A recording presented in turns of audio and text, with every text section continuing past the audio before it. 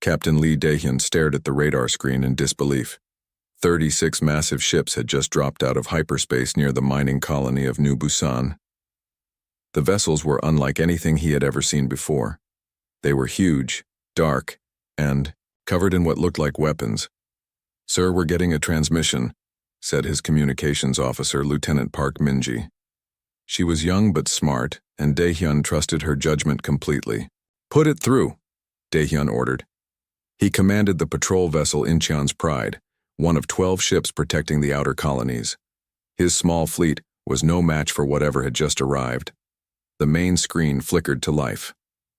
A tall, blue-skinned alien appeared. It had 4 arms and eyes that glowed like fire. When it spoke, the translator made its voice sound cold and mechanical. "Primitive beings of this system, I am Admiral Kethvar of the Valorian Third Fleet. You will surrender immediately. Your species will serve the Valorian Empire. Resistance is futile." Dae-hyun looked around his bridge. His crew of 23 men and women stared back at him. These were good people, miners, engineers, farmers, who had left Earth to build a better life among the stars. They had families waiting for them back on New Busan. "Admiral Kethvar," Dae-hyun said calmly. "This is Captain Lee Dae-hyun of the Terran Colonial Defense. We don't want any trouble, but we won't surrender our people. Leave now and no one gets hurt." The alien made a sound that might have been laughter. "Your 12 tiny ships against my fleet? You cannot be serious." Dr. Park Min-ji was working frantically at her station. She had been studying the alien ships since they arrived. "Captain," she whispered, "their shields are strong, but they're using old energy patterns. Our mining lasers might actually hurt them." Dae-hyun nodded slightly. The mining colony used powerful lasers to cut through asteroid rock. The colonists had mounted some of these lasers on their ships for protection against space pirates. No one had ever thought they would face an alien invasion. "Admiral Kethvar," Dae-hyun said, "you have 10 minutes to leave our system." 10 minutes? The alien's eyes glowed brighter. "I will give you 10 seconds to surrender, or I will destroy every ship and every colony in this system." Dae-hyun cut the transmission. He opened a channel to all 12 ships in his patrol fleet. "All ships, this is Incheon's Pride. We're going to fight. Protect the colony at all costs. Use everything you have." Commander Kim Woo-jin, who led the strategic operations for the colonial defense, came on the radio from the surface. "Captain, we're evacuating the civilians to the underground shelters, but we have 5,000 people here. They need time." "You'll get it," Dae-hyun promised. The Valorian fleet moved forward. Their ships were massive compared to the human vessels. Each alien cruiser was 3 times the size of Dae-hyun's ship. They came in a perfect formation, like they had done this 1,000 times before. "All ships, attack pattern Delta," Dae-hyun ordered. It was a desperate plan. The human ships would split into 3 groups and attack from different directions. They would use their smaller size and speed to confuse the enemy. The first group of human ships charged straight at the center of the alien fleet. The Valorians fired their weapons. Bright blue energy beams cut through space. 2 human ships exploded immediately. But the attack was just a distraction. The second group of ships came from the left side. They had modified their mining lasers to maximum power. The beams cut into the alien shields like hot knives through butter. 3 Valorian ships took damage before they could turn to face the new threat. The third group came from behind. These ships carried the heaviest mining equipment. Instead of firing weapons, they rammed directly into the alien vessels. The first ship, commanded by Captain Song Min-ho, crashed into a Valorian cruiser's engine section. Both ships exploded in a ball of fire. "What are they doing?" Admiral Kethvar screamed on his bridge. "These tactics make no sense. Why are they destroying their own ships?" But the human plan was working.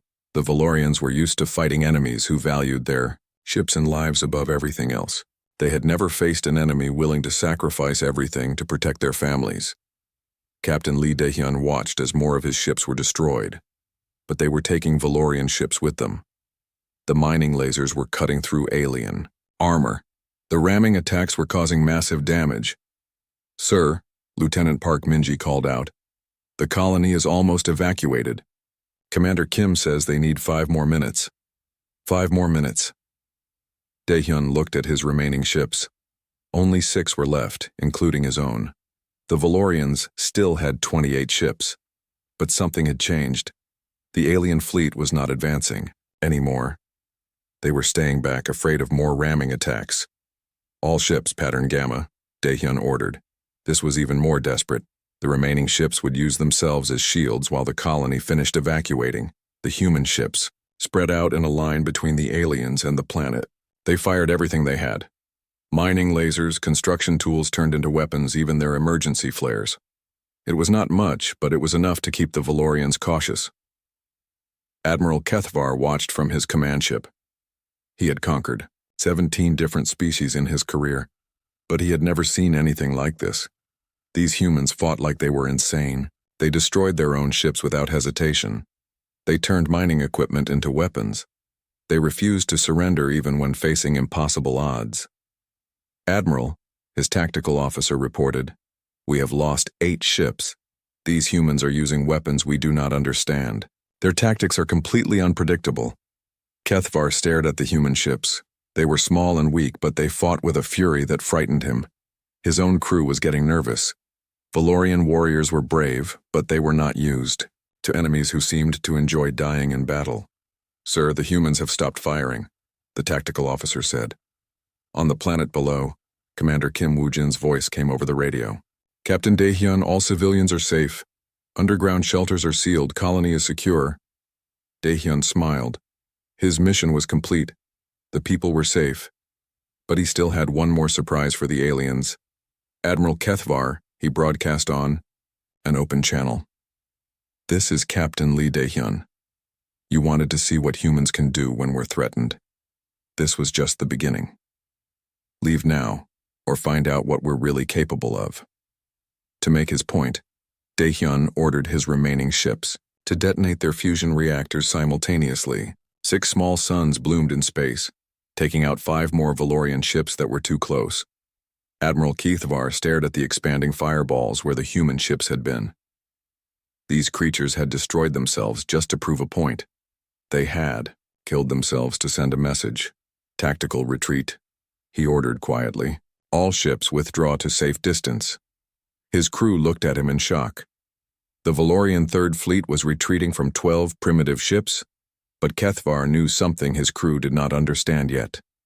These humans were not primitive. They were something far more dangerous. From the underground shelters on New Busan, Commander Kim Woo-jin watched the alien fleet pull back. Dr. Park Min-ji had made it to the surface before the battle ended. She was analyzing the data they had collected on the Valorian ships. "Commander," she said, "I've been studying their technology. They're advanced, but they're also predictable. They fight like they're following a manual. Everything by the book." Kim Woo-jin nodded. "And we don't have a book. We make it up as we go." On his command ship, Admiral Kethvar was preparing his report to the Valorian High Command. How could he explain what had happened? How could he tell them that 12 small ships had forced his entire fleet to retreat? "Admiral," his communications officer said, "we're receiving a transmission from the planet."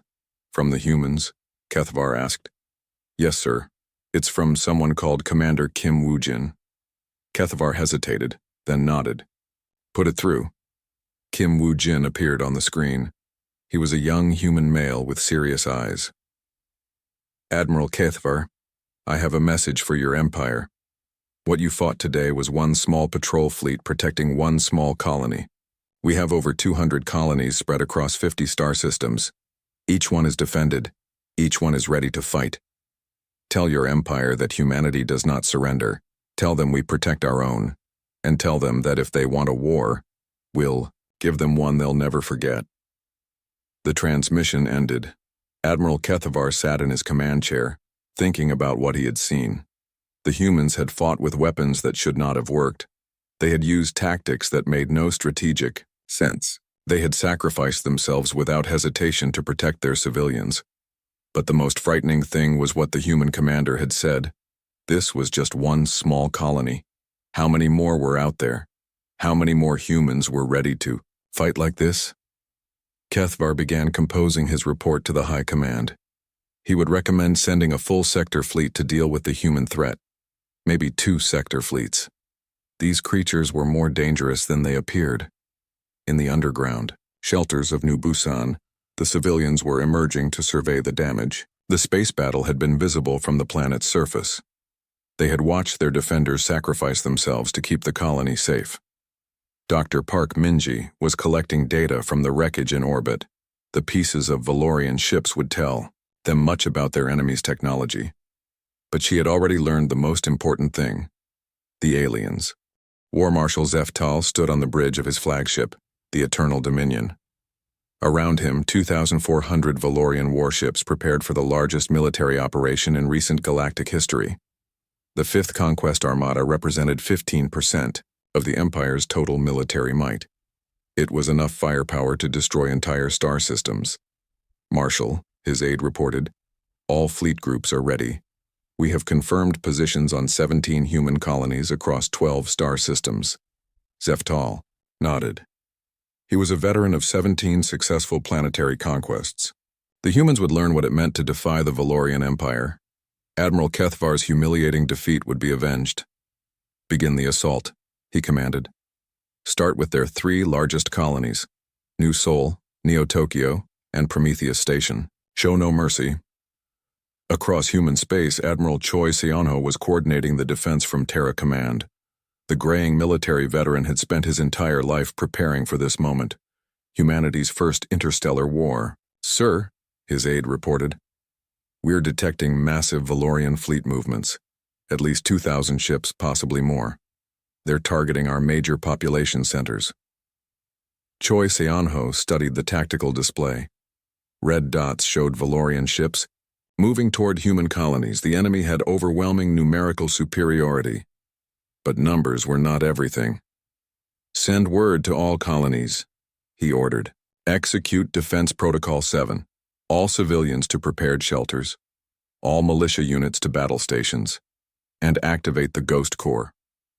Colonel Yoon Jisoo received the activation signal while her unit was training in the asteroid fields near Prometheus Station. The Ghost Corps was humanity's most elite special forces unit. They specialized in unconventional warfare, the kind of fighting that regular armies could not handle. All units, this is Phoenix Leader, she broadcast to her scattered teams. The party has started, you know what to do.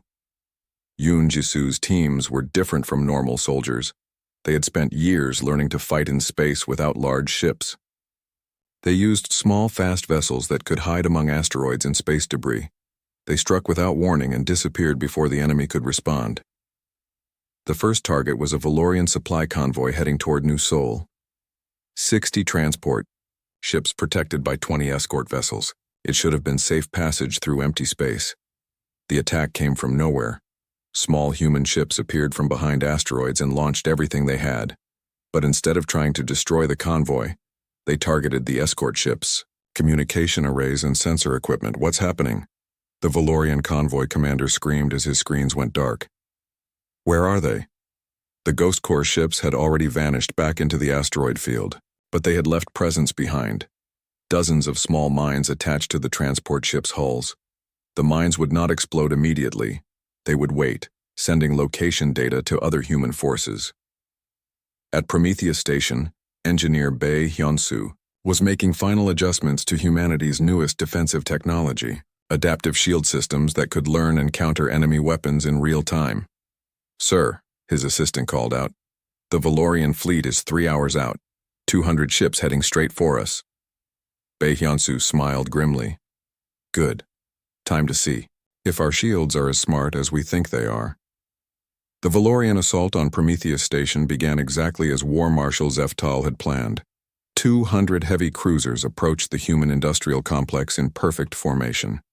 The station's defenses looked pathetic in comparison. A few orbital platforms and some civilian ships converted for military use. Begin bombardment, the Valorian fleet commander ordered. Destroy all defensive installations. The first wave of Valorian energy weapons struck the station's shields. The barriers flared bright blue and held. The second wave hit harder. The shields flickered but remained active. Sir, the Valorian tactical officer reported, their shields are adapting to Our weapon frequencies. Each shot is less effective than the last. Bae Hyunsu watched from the station's command center as his adaptive shields learned from each attack. The Valorian weapons used predictable energy patterns. The shields analyzed each shot and adjusted their harmonics to better resist the next one. Rotate shield frequencies every 30 seconds, he ordered. Let them think they're making progress, then surprise them. The battle for Prometheus Station lasted 18 hours. The Valorians threw everything they had at the human defenses, but the adaptive shields continued to evolve, becoming more resistant with each attack. Finally, the Valorian fleet commander made a desperate decision. All ships ramming speed will destroy the station with kinetic impact. But as the alien ships accelerated toward the station, Colonel Yoon Jisu's Ghost Corps struck again. They had been hiding in the wreckage of destroyed civilian ships, waiting for this moment. Small explosives attached to the Valorian ship's engines detonated simultaneously. 20 Valorian ships lost power and crashed into each other. The coordinated ramming attack became a chaotic collision that destroyed 60 more vessels. The surviving ships retreated in confusion. At New Seoul Colony, the battle was even more brutal. The Valorians had brought their most powerful siege weapons, expecting to crush human resistance quickly. Instead, they found something they had never encountered before. Every human civilian was a potential soldier. Children as young as 12 operated anti-aircraft guns from concealed positions. Elderly citizens piloted makeshift bombers loaded with mining explosives. The entire population had turned their colony into a fortress. "Sir," a Valorian ground commander reported to his ship, "the humans won't stop fighting. We've taken the main city, but they keep attacking from underground tunnels. Even their children are armed." War Marshal Zeftal could not believe what he was hearing. Civilian populations were supposed to surrender when faced with superior force. They were supposed to beg for mercy. They were not supposed to fight like professional soldiers. "Use the nerve gas," he ordered. "Clear the tunnels." But when the Valorian troops entered the underground passages, they found them empty. The humans had abandoned their positions and moved to new ones. The tunnel system was far more extensive than the aliens had realized. General Na Yoonji commanded the defense of New Seoul from a hidden command bunker 3 kilometers underground. She had spent 5 years preparing the colony for siege warfare. Every building was connected to the tunnel system. Every street had hidden weapons caches. Every civilian knew their battle station. Phase 2, she ordered. Begin urban assault. Above ground, the Valorian occupation force suddenly found themselves under attack from all directions. Human fighters emerged from sewers, building basements and concealed bunkers. They struck fast and hard, then disappeared back underground. The roar. Valorians were experts at conventional warfare. They knew how to fight other armies in open space or on flat battlefields. But they had no experience with guerrilla tactics in urban environments. "Marshal," the ground commander reported, "we control the surface, but the humans control everything underneath. They appear, attack, and vanish. We can't predict where they'll strike next." Dr. O. Taman was coordinating the human defense from the research facility on Kepler 442b. He had developed the quantum communication network that allowed human forces to coordinate across vast distances instantly. "All units," he broadcast to human forces across 12 star systems, "begin Operation Hornet's Nest. Time to show them what we're really capable of." Across human space, the real counterattack began. The Ghost Corps had spent weeks placing tracking devices on Valorian supply ships. Now they knew the location of every enemy vessel in human territory. Small human strike teams hit Valorian ships throughout the night. They did not try to destroy the vessels. Instead, they sabotaged life support systems, navigation computers, and communication arrays. The alien ships became floating tombs, cutting off from their fleet and slowly dying in space. Colonel Yoon Ji-soo led the most daring raid personally. Her team infiltrated War Marshal Zeftal's flagship while it orbited New Seoul. They did not try to capture or kill the enemy commander. They had a different mission. They planted listening devices throughout the ship and hacked into the Valorian communication system. Now humanity could hear every enemy transmission, every order, every tactical discussion. "Marshal," Yoon Jisu's voice came over the ship's speakers. "This is Colonel Yoon Jisu of the Terran Ghost Corps. We've been listening to your conversations. We know your battle plans. We know your supply routes. We know your weaknesses. Sweet dreams." The transmission cut off, leaving the Valorian command staff staring at each other in shock. The humans had been inside their most secure vessel without being detected. War Marshal Zeftal realized that his invasion was failing. 8 months of fighting had cost him over 1,600 ships. The humans showed no sign of surrendering. If anything, they were becoming more aggressive as the war continued. "Sir," his intelligence officer reported, "we've intercepted human communications. They're calling this the training war. They say they're using our invasion to test their military systems." Training war? Zeftal could not understand what that meant. The humans were fighting for their lives. How could they treat it as training? At Terra Command, Admiral Choi Seonho was reviewing battle reports from across human space. The defensive campaign was proceeding exactly as planned. The Valorians were being worn. Grand Admiral Morthak the Destroyer stood on the command deck of his massive dreadnought, the Galaxy's End. Around him, nearly 10,000 Valorian warships assembled in the largest military formation in the Empire's history.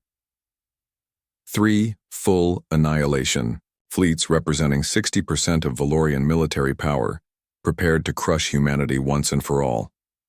Admiral, his strategic coordinator, reported, "All fleet groups are in position. We have planet crackers, atmospheric poisoners, and star killer missiles. The humans will face complete extermination." Morthak nodded grimly. He had earned his reputation by destroying entire civilizations that refused to surrender. The humans would learn what true fear meant. War Marshal Zeftal's failure would be avenged with overwhelming force. "No prisoners," he commanded. "No enslaved populations. Total sterilization of all human worlds. We will erase this species from the galaxy." On Terra Prime, President Kang Min-seok stood in the emergency command center deep beneath the planet's capital city. The former military strategist knew this moment would come. The Valorians would eventually commit everything to destroying humanity. "Mr. President," General Na Yoonji reported, "Valorian fleets are massing in 7 different staging areas. Intelligence estimates between 9 and 10,000 ships. They're bringing world-killer weapons." Kang Min-seok studied the tactical display showing red dots throughout human space. The enemy had enough firepower to sterilize every human world simultaneously. But humanity had been preparing for exactly this scenario. "Activate Protocol Omega," he ordered quietly. "All hidden facilities, all reserve forces, all secret weapons. It's time to show the galaxy what humanity is truly capable of." Across human space, the real war machine began to awaken. What the Valorians had seen so far was just the public face of human military power. The truth was far more impressive and terrifying. Dr. O'Taman coordinated the activation from his hidden facility in the Centauri system. For 3 years, humanity had been building weapons and ships in locations the Valorians could never have imagined. Underwater factories on ocean worlds, underground shipyards and asteroid mining stations, hidden construction facilities in the empty space between star systems. "All stations report ready," he announced to President Kang Min-seok. "Project Deep Storage is fully operational. We have 1,500 hidden production facilities coming online simultaneously." The Valorian assault began with Grand Admiral Morthak's favorite tactic: overwhelming shock and terror. His planet cracker missiles targeted Terra Prime, Nu, Sol, and 12 other major human worlds simultaneously. The weapons were designed to split planets apart from the core outward, but when the missiles reached their targets, something impossible happened. They simply disappeared. "Admiral," his weapons officer reported in confusion, "the planet crackers have been intercepted. Some kind of energy barrier is destroying them before impact." General Na Yoonji watched from Terra Prime's command center as Bai Hyunsu's newest defensive system proved itself: planetary shield generators that could vaporize incoming missiles with focused energy beams. The technology was based on lessons learned from the adaptive shields used at Prometheus Station. "Sir," her tactical officer reported, "all major worlds are secure. The planetary shields are holding against everything they're throwing at us. But the real surprise came when the human counterattack began. Ships emerged from hidden bases throughout human space, not the converted civilian vessels the Valorians had been fighting, but purpose-built warships designed specifically for military combat. Admiral Shin Ji-won commanded the first wave of humanity's true fleet. Her ships appeared from concealed positions, in asteroid fields, nebulae, and empty space between star systems. The Valorians suddenly found themselves facing an enemy they had never seen before. "All ships," she broadcast, "begin Operation Retribution. Show them what happens when you threaten human families." The new human ships moved unlike anything the Valorians had encountered. They were fast, heavily armed, and equipped with Bai Hyunsu's adaptive technology. Their shields learned from enemy attacks within seconds. Their weapons adjusted frequency and power automatically to penetrate Valorian defenses. Marshal Yang Dong-hyuk led the Deep Space Reconnaissance Force in a series of strikes that devastated Valorian supply lines. His ships had been watching enemy movements for months, learning their patterns and weaknesses. "Target their command vessels," he ordered. "Take out their fleet coordination first." Yang Dong-hyuk's forces used tactics the Valorians could not understand. They appeared from impossible angles, struck with precision at critical systems, and vanished before the enemy could respond. It was like fighting ghosts that could predict every move. Grand Admiral Morthak watched his carefully planned assault dissolve into chaos. Human ships were appearing everywhere, using weapons and tactics his strategists had never encountered. The enemy seemed to know exactly where to strike to cause maximum damage. "Sir," his intelligence officer reported, "the humans have been intercepting our communications for months. They know our battle plans, our supply routes, our ship movements. They've been preparing specifically for this attack." Director Lim Soo-young of the Strategic Deception Division smiled as she watched Valorian fleets struggle against carefully laid traps. Her teams had spent 2 years feeding false information to enemy intelligence while learning everything about Valorian military doctrine. "Phase 3, she announced to her scattered operatives. "Begin the Revelation Protocol. Time to show them how thoroughly they've been deceived." Across the battlefield, human forces revealed the true scope of their deception. The colonies the Valorians thought they had destroyed were empty shells. The real populations had been evacuated to hidden worlds months before the invasion began. The desperate defenses the humans had mounted were carefully designed training exercises. Every battle had been planned to test specific weapons and tactics against live enemies. The Valorians had unknowingly served as test subjects for humanity's military development. President Kang Min-suk addressed the Valorian High Command directly via intercepted communication channels. His image appeared on screens throughout the VI enemy fleet, calm and confident. "Honorable members of the Valorian Empire," he said, "you have been fighting the Terra Colonial Defense Force, our local militia. They represent approximately 30% of human military capability. You are about to meet the Terran Republic Defense Forces, our actual military." The transmission cut off, leaving Grand Admiral Morthak staring at a blank screen. 30%? The humans had been holding back 70% of their forces?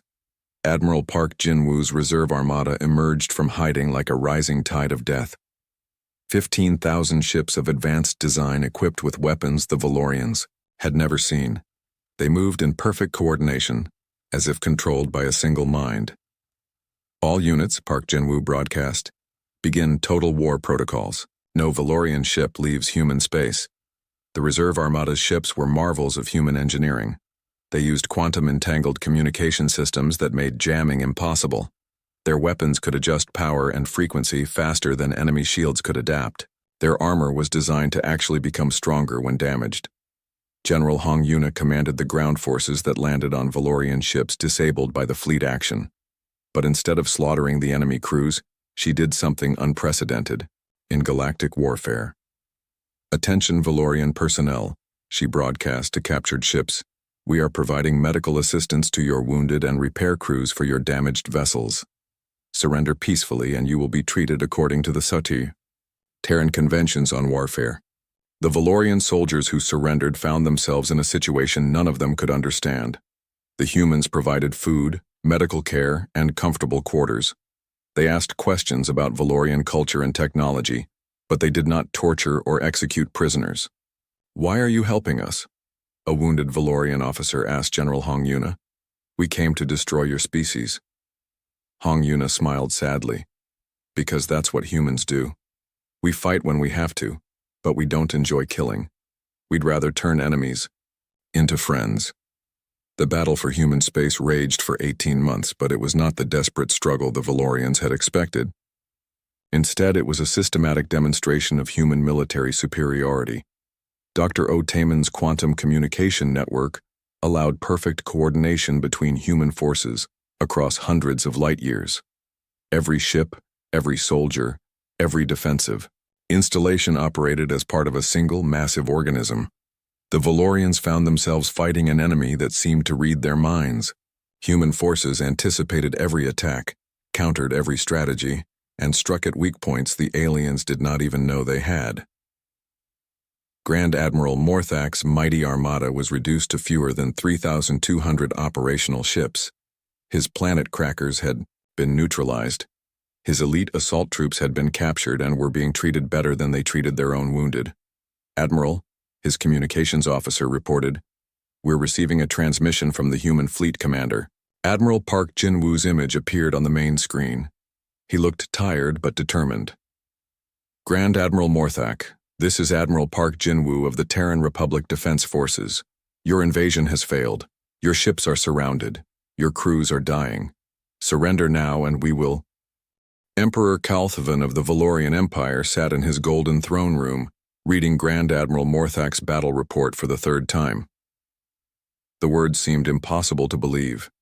The Empire's greatest military force, 60% of their total fleet strength, had been defeated by a species that appeared to treat warfare as entertainment. "Counselor Vextar," he called to his chief military advisor, "explain to me how this is possible. How can creatures who have barely achieved interstellar travel defeat our greatest armada?" Counselor Vextar shifted nervously. The old warrior had served the Empire for 40 years, but he had never seen anything like the reports coming from human space. "Your Majesty, our intelligence division has been analyzing intercepted human communications. The truth is worse than we feared." The Emperor gestured for him to continue. "The forces that defeated Grand Admiral Morthak represent less than 30% of human military capability. What we fought was their colonial defense force and local militia. Their actual military has not yet engaged. In the depths of space, far from any star system, Admiral Shin Ji-won commanded the human reserve armada from her flagship, the Terra's Wrath. Around her, 15,000 ships waited in perfect formation. These vessels had been built in secret over the past 5 years, hidden in locations the Valorians could never have imagined. "Admiral," her tactical officer reported, "we're receiving new intelligence from the Deep Space Reconnaissance Division. The Valorians have discovered our deception network." Shin Ji-won smiled coldly. Marshal Yang Dong-hyuk's spy ships had been observing Valorian space for over a decade. Humanity knew the location of every major enemy world, military base, and resource facility. They had detailed maps of Valorian territory that were more accurate than what the Empire's own military possessed. "Good," she said. "Time to show them what we've really been doing all these years." Marshal Yang Dong-hyuk's reconnaissance forces had been humanity's eyes and ears throughout the galaxy. His stealth ships, invisible to Valorian sensors, had studied every aspect of the Empire's military, political, and economic structure.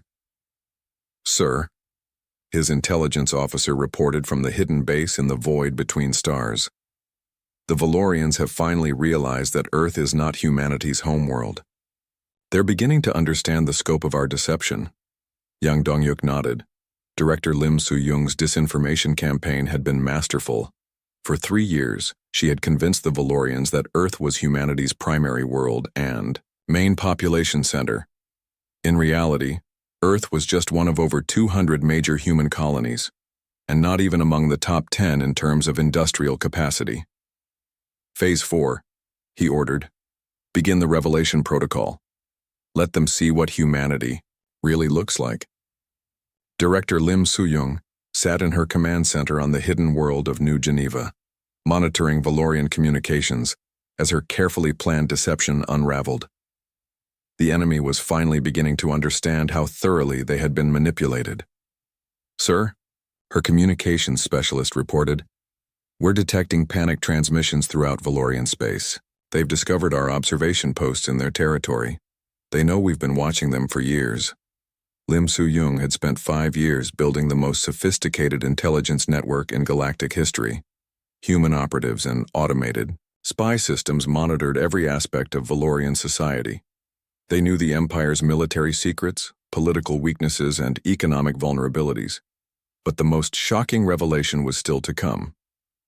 Emperor Kalthven received the report from his intelligence division with growing horror. Human spy ships had been operating in Valorian space for over a decade. They had observed military exercises, recorded classified communications, and mapped strategic installations. "Your Majesty," Intelligence Director Morkoth reported, "the humans have been preparing for this war since before first contact. They knew about our empire years before Admiral Kethvar encountered their patrol fleet." The Emperor stood up from his throne, pacing to the great window that showed the capital city of Valorius Prime. "Are you telling me that their first contact was staged? That they allowed Admiral Kethvar to find them?" "Yes, Your Majesty. Our analysts believe the humans wanted us to attack them. They used our invasion as a training exercise to test their military systems against a real enemy." On Terra Prime, President Kang Min-seok held an emergency session with the Terran High Council. The time for deception was over.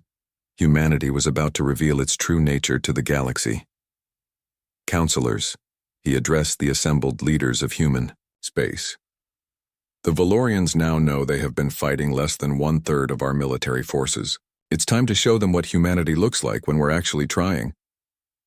Fleet Admiral Park Jin-woo received his new orders via quantum encrypted transmission. The reserve armada would emerge from hiding and demonstrate why humanity had become the dominant species in their region of the galaxy. "All ships," he broadcast to his massive fleet. "Operation Final Lesson begins now. Show the galaxy what happens when you threaten human civilians." But as the reserve armada prepared to reveal itself, something even more shocking was happening throughout human space. Civilian news broadcasts were discussing the war with casual interest, as if it were a sporting event rather than a fight for survival. Valorian intelligence operatives intercepted human media transmissions with growing disbelief. News anchors discussed battle tactics like game strategies. Civilian commentators critiqued military performance as if watching entertainment. Children played games based on the battles they had witnessed. "Breaking news," a human reporter announced. "The Valorian Empire has committed 60% of their total fleet strength to the invasion of human space. Military analysts expect this phase of the conflict to last approximately 6 more months, before Valorian forces are forced to retreat." The reporter spoke as if the outcome was already decided. There was no fear, no uncertainty, just confident analysis of how the war would proceed. Emperor Kalthven watched these transmissions in his private chamber, struggling to understand what he was seeing. How could a species under existential threat discuss their situation so calmly? "Counselor Vextar," he called his military advisor, "explain to me why the humans are not afraid." The old warrior's response chilled the Emperor to his core.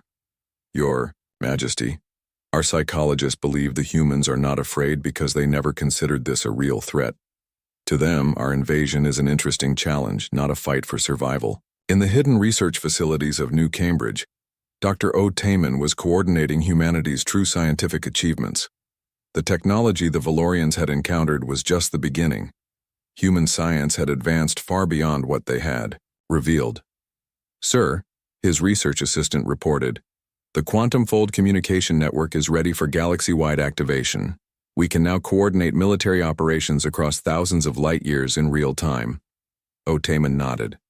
Humanity's technological advantages went far beyond better weapons and shields. They had developed communication and coordination systems that allowed their entire species to function as a single organism when necessary. But the most disturbing revelation came from intercepted human educational broadcasts.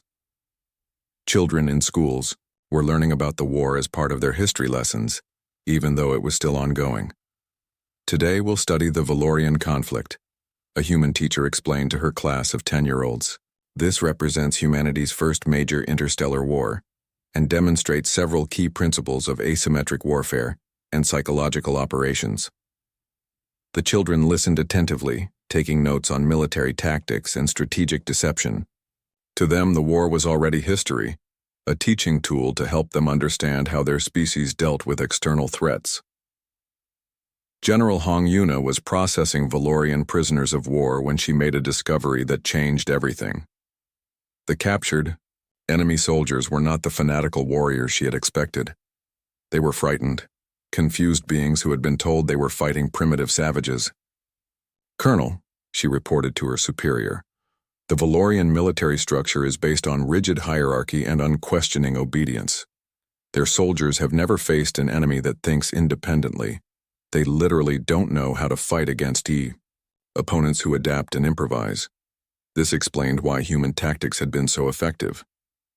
The Valorians were excellent at following battle plans, but they could not adjust when those plans failed. Humans, on the other hand, had built their entire military doctrine around flexibility and adaptation. Ambassador No Seungmin received his instructions from President Kang Min-seok as Valorian resistance began to collapse throughout their empire.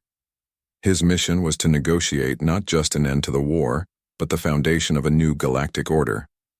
"Ambassador," the president said, "the Valorians are about to learn that humanity has been in contact with 47 other spacefaring species. All of them have been too afraid of the Valorian Empire to reveal themselves. With the Empire neutralized, it's time to build something better." As the truth spread throughout Valorian space, panic began to set in. Not just military panic, but existential terror at the realization of what they had awakened. Humanity was not just another spacefaring species. They were something entirely new in galactic history, a species that treated warfare as problem-solving, diplomacy as President Kang Min-seok stood before the assembled representatives of 63 different species in the Great Hall of Terra Nova Station. The massive space facility had been built in just 6 months, a testament to humanity's industrial capabilities. Today would mark the beginning of a new chapter in galactic history. "Fellow citizens of the galaxy," he began, his words translated into dozens of languages simultaneously. "We gather today not as conquerors and conquered, but as partners in building a better future for all sentient life." Fleet Admiral Park Jin-woo watched from the military section as former enemies sat side by side with species that had hidden from the Valorian Empire for centuries. The Kalari, who had spent 50 years hiding in the galactic rim. The Genthi, collective, whose peaceful merchant fleets had been driven underground by Valorian aggression. The mysterious Vorthan, whose advanced technology had been kept secret for fear of Valorian theft. "Admiral," his aide whispered, "the integration of former Valorian military units is proceeding ahead of schedule. General Hong Yuna reports that 3,000 enemy officers have volunteered for joint training programs." Park Jin-woo nodded. General Hong Yuna's occupation forces had accomplished something unprecedented in galactic history. Instead of ruling through fear and oppression, they had improved conditions for Valorian civilians while retaining former enemy military personnel as partners rather than prisoners. Emperor Kalthvin, now bearing the ceremonial title of Cultural Advisor for Valorian Integration, sat in the front row of the assembly. 6 months ago, he had commanded the largest empire in known space. Today, he watched his former subjects working alongside their former enemies to build something better than either had imagined possible. "Your Majesty," Ambassador No Seungmin said quietly, taking the seat beside him, "the reconstruction of Valorius Prime is ahead of schedule. Human engineering teams have restored full infrastructure, and your people report higher satisfaction ratings than they had under the old system." Kalthvin still struggled to understand how this was possible. Humanity had defeated his empire completely, yet instead of enslaving or destroying his people, they had made their lives better. Valorian workers now had shorter hours, better pay, and access to medical care that surpassed anything the empire had provided. "Ambassador," he said, "why? Why help those who tried to destroy you?" No Seungmin smiled. Because that's what humans do. We solve problems. Your people were suffering under an oppressive system that forced them to attack others. We fixed the system. In the research facilities of New Geneva, Dr. O. Tayman was coordinating the most ambitious project in galactic history. The Galactic Communication Network would connect every inhabited world in real time, allowing instant coordination and cooperation across thousands of light years. Sir, his assistant reported, the Vorthen have agreed to share their quantum-fold technology.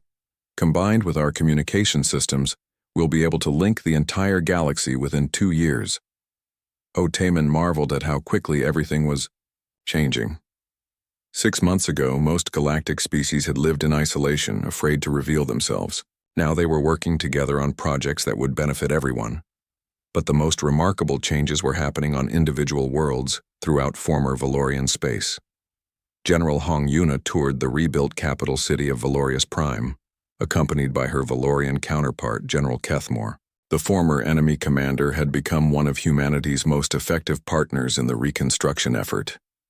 General Hong, Kethmore said, as they watched human and Valorian children playing together in a newly constructed park. My people are calling this the peaceful conquest. They joke that humans invaded us with kindness instead of weapons. Hong Yuna laughed. We prefer to think of it as aggressive friendship, much more effective than traditional warfare. The park they walked through had been built where the old imperial palace once stood. Instead of a monument to conquest, it was now a place where families from dozens of species could gather and play. Human engineering had created environmental zones suitable for different atmospheric requirements, allowing unprecedented interspecies interaction. General, Kethmore continued, I must ask you something that troubles many of my people. Why do you trust us? How do you know we won't betray you when we become strong enough? Hong Yuna stopped walking and looked at the former enemy officer seriously. General, humanity learned something important during our own history. The best way to prevent future conflicts is to make sure everyone benefits from peace. If your people are happy, prosperous, and free, why would they want to fight us? Marshal Yang Dongyuk's Deep Space Reconnaissance Force had been reassigned to exploration rather than military intelligence. His ships, which had once spied on enemy fleets, now searched for new species to invite into the growing galactic community. Sir, his navigation officer reported, we've detected artificial structures in the Kepler 891 system.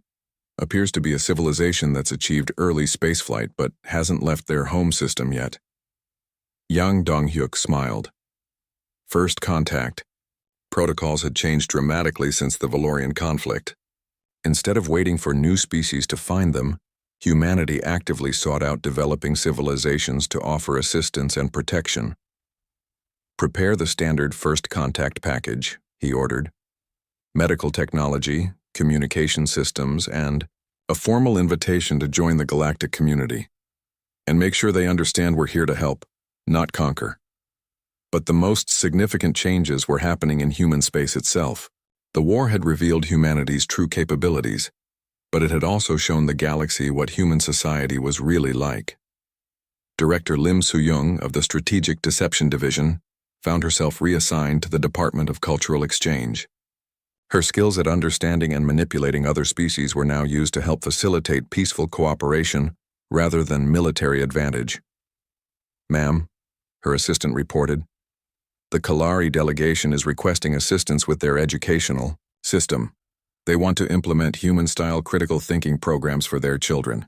Lim Soo-young nodded. This was the kind of challenge she enjoyed. How do you teach an entire species to think differently? How do you help them develop the flexibility and adaptability that had made humanity so successful? The answer, she had learned, was patience and genuine respect for other cultures. Humans didn't try to make other species become human. They helped them become better versions of themselves. Engineer Bei Hyunsu's adaptive technology had revolutionized more than just military defense. The same principles that allowed shields to learn from enemy attacks were now being used to create systems that adapted to the needs of different species. Sir, his research team reported, the atmospheric processors for New Genthy are working perfectly. The colony can now support 7 different species simultaneously, each with optimal environmental conditions. Bai Hyunsu watched the progress reports with satisfaction. Building weapons had been necessary during the war, but building homes for refugees and creating environments where different species could live together was far more rewarding. Colonel Yoon Jisu's Ghost Corps had also been transformed. Instead of conducting sabotage and reconnaissance against enemies, they now served as rapid response teams for humanitarian crises throughout the galaxy. "Colonel," her communication specialist reported, "we're receiving a distress call from the Outer Rim. Natural disaster on Kepler 1247. 7 different species need evacuation." Yoon Jisu's teams had become the galaxy's premier emergency response force. They could appear anywhere within hours, equipped to handle any crisis. The same skills that had made them terrifying to enemies now made them heroes to civilians in need. President Kang Min-seok concluded his address to the Galactic Assembly with words that would be remembered for centuries. "We stand at the beginning of a new age," he said. "An age where strength is measured not by the ability to destroy but by the capacity to build, where success is defined not by conquest but by cooperation, where the greatest warriors are those who fight to protect the innocent and help the weak become strong. Humanity offers you our hand in friendship, not as rulers, but as partners, not as conquerors, but as builders. Together we will create a galaxy where every species can reach its full potential, where every world can prosper, and where every child can grow up without fear." The assembly erupted in applause from dozens of different species. But the most meaningful moment came when Emperor Kalthavan stood and added his voice to the ovation. 6 months later, the transformation was complete. The Valorian Empire had become the Valorian Federation, a democratic society where former subjects now chose their own leaders. 47 species that had hidden in fear for decades now participated openly in galactic commerce and culture. The Treaty of Terra Nova established humanity as the protectors of galactic peace, but with strict limitations on their authority. They could intervene to prevent aggression or genocide, but they could not impose their will on peaceful societies. Ambassador No Seungmin had negotiated a framework that satisfied everyone. Humanity would provide military protection and technological assistance, but each species would govern itself according to its own values and traditions. The final scene of this new galactic order took place in a small park on Valorius Prime. Emperor Kalth